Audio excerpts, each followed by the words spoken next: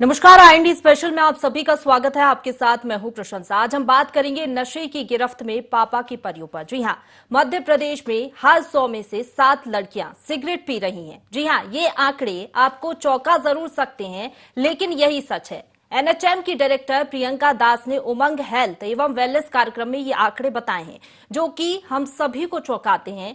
नशे के कितने दुष्प्रभाव होते हैं ये हम सभी को पता है, लेकिन क्या ये बात लड़कियां नहीं समझ पा रही हैं, जिसके चलते महज 10वीं 12वीं क्लास की छात्राएं नशे की आदी हो गई हैं। ये नशा लड़कियों के लिए और आने वाली पीढ़ियों के लिए कितना ज्यादा घातक हो सकता है ये हम सभी को पता है, लेकिन बावजूद इसके जो आंकड़े आए हैं वो वाकई चौंकाने वाले हैं। नशे की गिरफ्त में लड़कियां आ गई हैं, नशे की जद में युवा हैं, जो कि इतनी ज्यादा खतरनाक है क्योंकि अब हम सभी को अलर्ट रहने की जरूरत है। अगर बात करें तो पेरेंट्स को अलर्ट रहने की जरूरत है। नशे में सबसे ज्यादा आगे मध्य प्रदेश की लड़कियां आई हैं। स्वास्थ्य विभाग का चौंकाने वाला ये आंकड़ा है। सर्वे में ये जो खुलासा हुआ है चिंताजनक है और सभी को अब जागरूक रहने की जरूरत है। नशे का नाश क्या लोग नहीं समझते? क्या ये लड़कियां नहीं समझ रही हैं कि कितने दुष्प्रभाव होते हैं, कितना ज्यादा घातक ये नशा लड़कियों के लिए होता है? आने वाली पीढ़ियों के लिए भी ये नशा कितना ज्यादा घातक है, ये क्या लड़कियां नहीं समझ पा रही हैं? और क्या कम उम्र में लड़कियां ये नहीं भी समझ पा रही हैं तो क्या उनके पेरेंट्स को ये सब बातें नहीं पता चलती? पेरेंट्स को भी अलर्ट रहने की बेहद ज्यादा जरूरत है। एमपी की लड़कियां नशे में आगे आई हैं। स्वास्थ्य विभाग का चौंकाने वाला ये आंकड़ा सामने आया है। 7 साल की उम्र से लड़कियां सिगरेट पी रही हैं। अब आप अंदाजा लगा सकते हैं कि कितना गंभीर ये पूरा मसला है। इस पर बात करनी भी जरूरी हो जाती है। जरूरी इसलिए हो जाती है क्योंकि टीवी चैनल के माध्यम से हम आपको बताएंगे कि कितना ज्यादा घातक ये पूरा सिलसिला हो सकता है लड़कियों के लिए।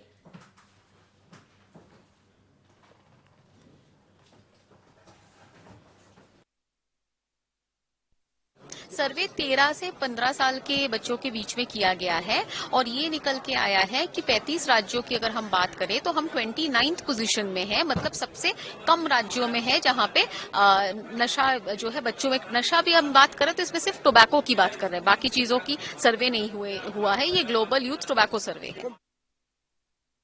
जब किशोरावस्था के बच्चों की बात की जाती है, चाहे वो लड़कियां हों या लड़के हों, तो उस समय हार्मोनल चेंजेस के कारण फिजिकल और ब्रेन में जो हार्मोनल चेंजेस होते हैं उसके चलते बहुत ज़्यादा उत्सुकता, जिज्ञासा और एक एक्सपेरिमेंटेशन की जो है एटीट्यूड होती है। चाहे वो हाई स्कूल की गर्ल्स हों या कॉलेज की गर्ल्स हों, वो भी एक्सपेरिमेंटेशन के तौर पे इस तरह के सब्सटेंस को यूज़ करती हैं लड़कों की देखा देखी या उनके संगत में, चाहे वो स्मोकिंग हो, टोबैको च्यूइंग हो, बियर पीना हो। देखिए, मध्य प्रदेश की जो सरकार है वो जनता के हित में कई प्रकार के निर्णय लेती है, कई प्रकार के अभियान चलाती है और किसी भी प्रकार का जो नशा हो, चाहे सूखा हो या मदिरा हो, उसको लेकर सरकार लगातार ग्राउंड पर लोगों को जागरूक करती रहती है। ये आंकड़े क्या आए हैं, कैसे आए हैं, उसको स्टडी करने की आवश्यकता है, पर निश्चित तौर पर मुझे लगता है कि समाज को इससे चेतना चाहिए। जो लोग इन सब का सेवन करते हैं उस पर भी एक कॉशन दिया रहता है कि ये सेहत के लिए हानिकारक है, वो अपनी स्वयं की सेहत के साथ खिलवाड़ ना करें और समय रहते इन सब चीजों को त्याग दें। भाजपा जोर जोर से चिल्लाती है हम नशा मुक्ति अभियान चला रहे हैं। एक तरफ शराब नीति ऐसी बनाते हैं कि घर घर शराब पहुंचाते हैं, दूसरी तरफ बात करते हैं बेटी बचाओ बेटी पढ़ाओ की, लाडली लक्ष्मी योजना की, और स्वास्थ्य विभाग एक ऐसे आंकड़े प्रस्तुत कर रहा है जिसमें ये बताया जा रहा है कि प्रदेश में लड़कियां जो है वो सबसे ज्यादा शराब का नशा, सिगरेट का नशा सबसे ज्यादा। तो ये जो आंकड़े हैं वो बेहद ही ज्यादा चौंकाने वाले हैं, हैरानी करने वाले हैं कि लड़कियां जो हैं सिगरेट पी रही हैं, बीड़ी पी रही हैं, उनकी सेहत पर कितना ज्यादा असर पड़ सकता है ये अंदाजा उनको अभी नहीं है। लेकिन इसी पर हम बातचीत करेंगे, हम सीधा रुक करेंगे। हमारे साथ मेहमान जुड़ गए हैं, मनोचिकित्सक हमारे साथ रूमा भट्टाचार्य जी जुड़ गई हैं और सामाजिक कार्यकर्ता अंशु गुप्ता जी स्टूडियो से हमारे साथ जुड़ गई हैं, आपका भी स्वागत है। शिक्षाविद अभिषेक खरे जी हमारे साथ जुड़ गए हैं। तो सबसे पहले मैं रूमा भट्टाचार्य जी का रुख करना चाहूंगी। रूमा जी, जिस तरीके से ये आंकड़े आए हैं चौंकाने वाले तो हैं ही, लेकिन आपको क्या लग रहा है, क्या लड़कियां जो नशे के आदी होते जा रही हैं, क्या कारण है इसके पीछे? देखिए, 21वीं सदी है और भारत देश में भी लड़कियों की एजुकेशन के लिए मुहिम चलाया जा रहा है। और अगर हम आंकड़े देखें तो आप देखेंगे कि हर परीक्षा में लड़कियां जो है बेहतर परफॉर्म कर रही है लड़कों से। और अगर ये भी आंकड़े देखेंगे आपकी लोअर सोशियो इकोनॉमिक ग्रुप में, आप देखेंगे कि लड़के जो है स्कूल से ही स्कूल ड्रॉप आउट होते हैं, वहीं उनकी बहनें, उनकी पड़ोसी लड़कियां जो है कॉलेज तक पहुंच रही है, जो एक बहुत ही पॉजिटिव चीज है। तो जब लड़कियां घर से निकल के हाई सेकेंडरी स्कूल और कॉलेज तक उच्च शिक्षा ले रही हैं, तो ऑब्वियसली जब वो घर से निकल रही हैं, बाहर जा रही हैं, तो एक्सपोजर बढ़ रहा है, दुनिया का एक्सपोजर बढ़ रहा है, जो बहुत पॉजिटिव चीज है। लेकिन हर कॉइन के दो पहलू होते हैं। जो किशोरावस्था के युवक युवतियां होती हैं, यंग एडल्ट्स होते हैं, चाहे वो बॉयज हैं गर्ल्स हैं, ये इनमें फिजिकल हार्मोनल चेंजेस आती हैं, इमोशनल चेंजेस आते हैं, जिसके चलते लड़के हों या लड़कियां नई चीजों को एक्सपेरिमेंट करने की उनमें जिज्ञासा रहती है। हर एक अपने फ्रीडम को और एक्सप्लोर करने की एक उत्सुकता रहती है। रिस्क टेकिंग बिहेवियर किशोरावस्था या एडोलेसेंट एज ग्रुप में बढ़ता है। तो ये लड़कियों के लिए भी उतना ही लागू होता है। जब घर के चार दीवारी से लड़कियां बाहर निकल रही हैं, और खासकर अगर हम मेट्रो सिटीज की और ऐसे बी ग्रेड सिटीज, भोपाल जैसे शहरों की बात करें, कि स्कूल्स और कॉलेजेस के बाहर सिगरेट की दुकानें हैं, बीड़ी की दुकानें हैं, बियर शॉप्स है, वाइन शॉप्स हैं। तो और कॉलेज में भी लड़के लड़कियां घुल मिल रहे हैं। पीयर एक बिहेवियर होता है जिससे लोगों को लगता है कि हम अपने पीयर ग्रुप में एक्सेप्ट हो रहे हैं कि नहीं। तो इसके चलते भी इन्फ्लुएंस होती हैं लड़कियां लड़कों के दोस्ती में, उनसे वो सिगरेट पीना सीख लेती हैं, ड्रिंक्स लेना सीख लेती हैं।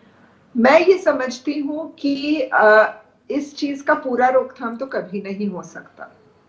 बिल्कुल, चलिए आप बने सोशल रहिए ड्रिंकिंग, हमारे साथ, सोशल आपके पास स्मोकिंग। लौटूंगी मैं। रूमा जी हमारे साथ समाज सेवी अंशु जी जुड़ी हुई हैं, उनका रुख करूंगी मैं। अंशु जी, जिस तरीके से आप समाज सेवी हैं, समाज को बेहतर तरीके से समझती हैं, कई लोगों से मिलती भी होंगी, तो हम देखते हैं आजकल लड़का लड़कियों में होड़ भी लगी हुई है। क्या होड़ की वजह से लड़कियां जो हैं वो ये जताना चाहती हैं कि हम लड़कों से पीछे नहीं है, हम भी सिगरेट पी सकते हैं? बहुत, ये जो आपका आज का विषय है ये बहुत ही चिंतनीय और गंभीर है, और इसको एक ही पहलू से या एक ही जैसे कि महिलाओं के या लड़कियों के पहलू से ना सोचते हो, हमें समग्रता से इसको पूरा होल समझना होगा कि किस तरह से हमारा शासन प्रशासन काम कर रहा है, कहाँ चीजें नहीं कंट्रोल हो पा रही हैं, हमारी जो सोसाइटी है उसमें किस तरह के पैशन चल पड़े हैं, बच्चों के जो मनोभाव हैं इस टाइम, क्योंकि अभी जो आंकड़े निकल के आए हैं उसमें यही चीज सामने आई है कि टीनेजर्स गर्ल्स बहुत ज्यादा इसकी तरफ बढ़ी हैं और वो आंकड़े बड़े भयावह हैं। तो बच्चों का क्या परिवेश है, पारिवारिक परिवेश क्या है, और लड़के लड़कियों में देखिए अब तो वही बात कही कि हम लड़के लड़कियों को डिस्क्रिमिनेट कर ही नहीं सकते। लड़कियां भी अपने उद्देश्य पूर्तियों के लिए, अपने लक्ष्य प्राप्त के लिए घर से बाहर निकल रही हैं, एजुकेशन में वो देश विदेश सब जगह जा रही हैं। तो ये सारी चीजों को देखते हुए समग्रता से ही इस चीज को समझना होगा कि हमारे कितने इजी अवेलेबल नशा कहाँ मिल रहा है, उस पे रोकथाम तो नहीं है। अगर लड़कियों का ये बिहेवियर हो गया कि मुझे अपने दोस्त की पैशन में या दोस्त के ही हिसाब से मेरे को भी एक बार ये नशा ट्राई करना है, तो वो कहाँ पे हम किस तरह से उसको रोक सकते हैं। साथ ही पारिवारिक परिदृश्य, क्योंकि परिवार से ही बच्चा कहीं ना कहीं लूज कांटेक्ट में आता है और वो इस मनोवृत्ति के साथ आगे दूसरों के साथ आकर्षित होता है। तो अंशु जी, आपने ये बात बिल्कुल सही कही, जिस तरीके से कहीं ना कहीं पेरेंट्स को भी जागरूक होने की जरूरत है, मुझे लगता है, क्योंकि अगर पेरेंट्स को ही नहीं पता उनके बच्चे नशे के आदी हो गए हैं तो ये तो बड़ा डिफॉल्ट है, इस पर भी काम करने की जरूरत है। साथ ही अंशु जी, अगर देखें कि ये भी क्रेज हो गया है कि अगर हम सिगरेट पियेंगे, अगर हम शराब का सेवन करेंगे तो कूल देखेंगे, क्या इस तरीके की भी भावना लड़कियों के मन में आने लगी है? ये ही भावना पुरजोर तरीके से हमारे जो बच्चे, जो टीनेज है, जिनको अपना भविष्य क्या है, क्या अच्छा है, क्या बुरा है, ये बड़ी नाजुक दौर होता है, जिंदगी का बड़ा टर्निंग पॉइंट होता है, और इनको ये पता नहीं होता कि हम अगर कुछ भी बाय डिफॉल्ट है या फिर किसी के कहने में, बहकावे में, पैशन में, एक फैशन में ये चीजों को उपयोग में ला रहे हैं, तो हमारा भविष्य क्या होगा? क्योंकि नशा ही, अगर हम आपराधिक गतिविधियों की तरफ भी जाएं तो नशा ही एक मूल फैक्टर आता है निकल के, कि नशे के कारण ही हमारे समाज में जो अपराध हो रहे हैं, जो प्रवृत्तियां बढ़ रही हैं, वो मनोचिकित्सक भी, चाहे हमारे क्राइम रिपोर्टर्स भी, हमारा पुलिस प्रशासन भी इस चीज को मूलतः मानता है। तो ये सही बात है कि एक नशा जो इस टाइम सोसाइटी में, आप ये भी देखिए ना कि हमारे बहुत से टीवी सीरियल्स हैं, हमारे फिल्म में हैं, इनमें ये होता है कि भाई जब वो बहुत कुछ अच्छा करने जा रहा है तो उसने सिगरेट पी और उसके बाद वो काम, उसको एनर्जी आई, तो ये बच्चे उसको देख के मोटिवेट होते हैं, इसको टशन में लेते हैं कि हाँ, कुछ हम सोसाइटी में, हम अगर नशा नहीं कर रहे या मेरी दो सहेलियां नशा कर रही हैं और मैं उसके साथ कैसे कंफर्टेबल रहूंगी, तो मुझे भी उसके साथ यही प्रवृत्ति में आना पड़ेगा। तो इस तरह की जो मानसिकता पूरे समाज में डेवलप हो रही है, उसके पीछे कहीं ना इस कहीं मानसिकता का कितना असर पड़ेगा ये भी जान लेते हैं। हमारे साथ रूमा भट्टाचार्य जी जुड़ी हुई हैं। रूमा जी, अगर इसको देखें और समझने की कोशिश करें तो मेंटल स्टेट पर कितना असर पड़ता है जब इतने छोटे बच्चे, इतनी छोटी लड़कियां जब नशे की आदी हो जाती हैं, तो उनकी मानसिक स्थिति पर क्या प्रभाव पड़ता होगा? देखिए, एक बात मैं स्पष्ट करना चाहती हूँ कि नशे जो है उपलब्ध हैं। सरकार जो है अल्कोहल से वो अपना राजस्व कमा रही है, तो ये चीजें उपलब्ध हैं, हमेशा रही हैं, आगे भी रहेंगी। इसको पूरी तरह से आप सोचो कि आपने बोल दिया और नशा बंद हो गया, ये नहीं हो सकता, क्योंकि हम लोग प्रैक्टिकली हर दिन क्लाइंट से मिलते हैं और यंग एडल्ट सबसे ज्यादा हमारे क्लिनिक में पहुंचते हैं, तो हमें जमीनी हकीकत से जुड़ना है। सोशल ड्रिंकिंग जो है वो एक्सेप्टेबल है, सोशल स्मोकिंग एक्सेप्टेबल है। तो जो होते हैं, जो वो क्योंकि क्यूरियोसिटी के चलते, एक्सपेरिमेंटेशन के चलते, हाई रिस्क टेकिंग बिहेवियर के चलते ये सब चीजें का सेवन अचानक से शुरू करते हैं, तो उन्हें जब उन पे कोई सुपरविजन नहीं होता, उनसे खुल के कोई बात नहीं करता है, तो उनका ये इनहिबिटेड और अनकंट्रोल्ड सेवन हो जाता है, जिसे एडिक्शन कहा जाता है। बिल्कुल, ये एडिक्शन ना बन पाए उसके पहले ही काम करने की जरूरत है। addiction मैं में लौटूंगी बहुत आपके पास रूमा जी। हमारे साथ शिक्षाविद अभिषेक खरे जी जुड़ गए हैं। अभिषेक जी, आपका क्या लगता है कि मतलब कितना असर इसका पड़ सकता है? क्योंकि लड़कियां, अगर 10वीं 12वीं की लड़कियां सिगरेट पी रही हैं, बीड़ी पी रही हैं, ऐसे में उनके मेंटल स्टेट पर भी असर पड़ता है और जो शिक्षा है उस पर भी प्रभाव कहीं ना कहीं पड़ता है। बिल्कुल, देखिए प्रशंसा, ऐसा है कि ये एक तो बहुत ही महत्वपूर्ण विषय है और इस पर जैसे डिबेट की आज आपने शुरुआत करी, इस पर लगातार चर्चा होने की आवश्यकता है, क्योंकि ये अब शुरुआत हो गई है। आप अपने शहर में देखें, मैं दूर की बात नहीं करूं, अगर भोपाल शहर की हम बात करें तो लगातार भोपाल शहर में भी आप किसी भी चौराहे पे देख लें, किसी भी रेस्टोरेंट के आसपास देख लें, किसी भी इंपॉर्टेंट जगह देख लें, आपको लड़कियां सिगरेट पीती हुई बहुत इजीली मिल जाएंगी अब। तो ये कॉमन हो गया। और दूसरा, देखिए इससे क्या है, सरकारें जो हैं बहुत ज्यादा राजस्व कमाती हैं, चाहे अल्कोहल की बात करें हम, चाहे सिगरेट की बात करें, इनसे बहुत तीव्र गति से उनको राजस्व मिलता है। तो वो निश्चित है कि नियम कायदे बहुत सारे बने हुए हैं जिससे इनका इस्तेमाल नहीं हो सकता, एड वगैरह नहीं आ सकते। लेकिन क्या किया है, इन सारी कंपनियों ने डमी एड चलाने बहुत सारे शुरू किए हैं, तो उससे भी प्रभाव डालते हैं। तीसरी चीज, आप नेट वगैरह देख लें, अगर नेट को खोलते ही साथ बहुत सारे इस तरह के ऐड आना शुरू हो जाते हैं जिससे उनके मन पर प्रभाव पड़ता है। और चौथी और इंपॉर्टेंट चीज ये है कि इनकी शुरुआत आखिर कहाँ से होती है, किसी भी लत की, सिगरेट की, लड़कियों को में शुरुआत कहाँ से होती है, तो वो स्टार्ट होता है उनके दोस्तों के साथ, कि उनका एक दोस्त पी रहा है, उस दोस्त ने इनको ऑफर किया, इन्होंने ट्राई करने के लिए किसी ने पिया, और उसके बाद फिर धीरे धीरे इसकी, चूंकि उसके अंदर निकोटीन है, निकोटीन से धीरे धीरे उसकी लत पड़ जाती है, फिर उसे छोड़ना मुश्किल होता है। शुरू में वो छुप के पीते हैं, लेकिन धीरे धीरे इसके लत के साथ वो आगे बढ़ते जाते हैं। तो ये उनकी एक परेशानी होती है। और सबसे बड़ी चीज है जो इसे ग्लैमराइज करता है इस चीज को, जैसा कि डॉक्टर भट्टाचार्य बता रहे थे, कि वो करता है फिल्म और सेलिब्रिटी। बहुत सारे फिल्मों में ऐसे सीन दिखाए जाते हैं जहां पर भले वो नीचे लिख देते हैं कि smoking is injurious to health या इस तरह के स्लोगन लिखे रहते हैं, लेकिन जब वो उसको ग्लैमराइज करते हैं कि जैसे ही उसने सिगरेट पी है, जैसे ही उसने अल्कोहल का सेवन किया, अचानक से वो रिचार्ज हो गया, उसके अंदर एनर्जी आ गई, तो उसका भी गलत असर पड़ता है। छोटी उम्र में 14 से 18 साल की उम्र में ये चीजें उन्हें सही लगती हैं, उनको लगता है यार ये एक एक्स्ट्रा चीज है कि जिसको करके हमारे अंदर कुछ एक्स्ट्रा शक्तियां आ जाएंगी या कुछ हमारे अंदर एक्स्ट्रा पावर आएंगे जिसका इस्तेमाल करके हम अपना काम कर सकते हैं। फिर एक चीज और भी आजकल जो शुरू हुई है वो मुझे लगता है थोड़ा सा स्वैग वाला मामला भी आ गया है। टशन का मामला जैसा आपने ये बात बिल्कुल कही जी बता रही कि थी। एक रहता है कि आजकल के युवाओं में कूल दिखने के लिए, अच्छा दिखने के लिए एक सर्कल ऑफ इन्फ्लुएंस भी रहता है। आपने बिल्कुल और इसमें एक और सही बात कही जी। पार्ट है प्रशंसा जी, मैं बताऊं, वो हो गया है कि बराबरी का दिखने की कोशिश कि मैं लड़कों के बराबर हूं, मैं सोसाइटी में बराबर हूं, तो वो उस कोशिश को ऐसे करने की जगह कि हम पढ़ाई में आगे निकल जाएं या दूसरों से अलग हम अच्छा काम करके निकलें, वो इन चीजों में भी, इन लत को भी, वो सोचते हैं लड़के अकेले क्यों सिगरेट पिए, हम भी पिएंगे, हम उनके बराबर हैं। हम वो अकेले सिगरेट शराब क्यों पिए, हम भी पिएंगे, हम उनके बराबर हैं। तो ये एक गलत सोच के साथ भी इसकी शुरुआत होती है। फिर इसका एक और भी इंपॉर्टेंट चीज है कि जो बहुत सारी लड़कियां बाहर से शहरों में आती हैं, अकेले हॉस्टल में रहती हैं या अकेले रहती हैं, तो वो धीरे धीरे इसको कंज्यूम करना शुरू करती हैं। तो धीरे धीरे होता क्या है, धीरे हम देखते हैं कि शौक के तौर पर इसको वो लोग लेती हैं और उसके बाद नशे की आदी भी हो जाती हैं। आप बने रहिए, लौटूंगी मैं आपके पास। हमारे साथ अंशु जी बनी हुई है, उनका मैं रुख करना चाहूंगी। अंशु जी, जिस तरीके से अगर बात करें कि प्रदेश सरकार तमाम अभियान चला रही है, नशा मुक्ति अभियान भी मध्य प्रदेश में चल रहा है, लेकिन कह सकते हैं कि सोच को बदलना पड़ेगा, क्योंकि अगर समाज को बदलना है, तमाम अभियान तो चलाए जाते हैं, लेकिन लोगों को भी जागरूक होने की जरूरत है। कितना रोल इसमें रहता है पेरेंट्स का, और अगर देखें तो स्कूल, अगर बात करें स्कूल में भी टीचर्स का कितना योगदान रहता होगा?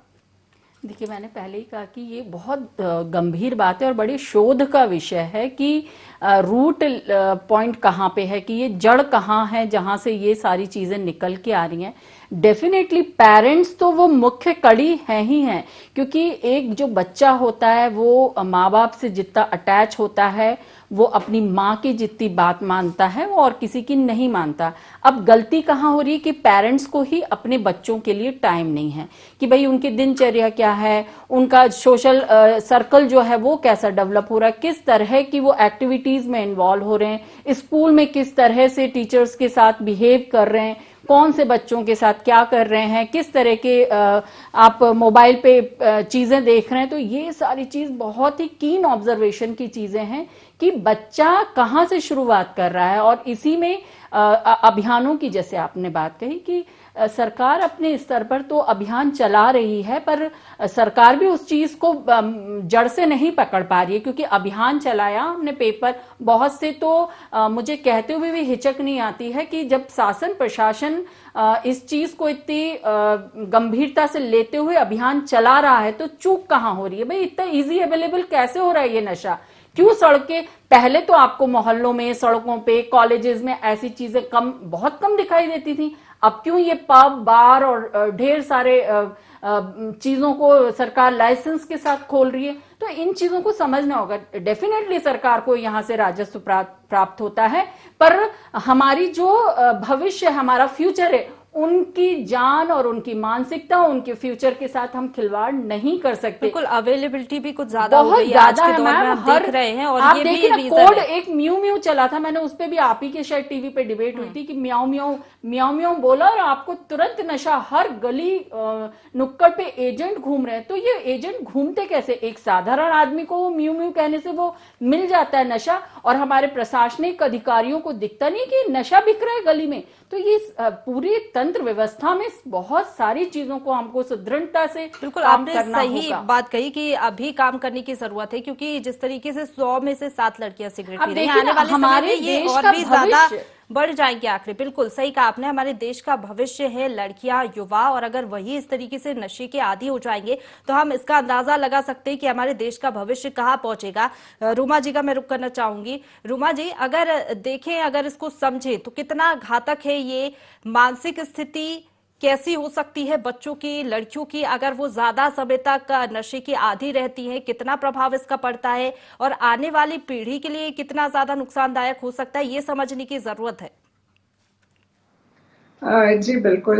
एक चीज मैं वापस स्पष्ट करना चाहूंगी लोगों, जो दर्शक हैं उनका, नशा करना और नशे की लत होना ये दो अलग चीज है ना। जी।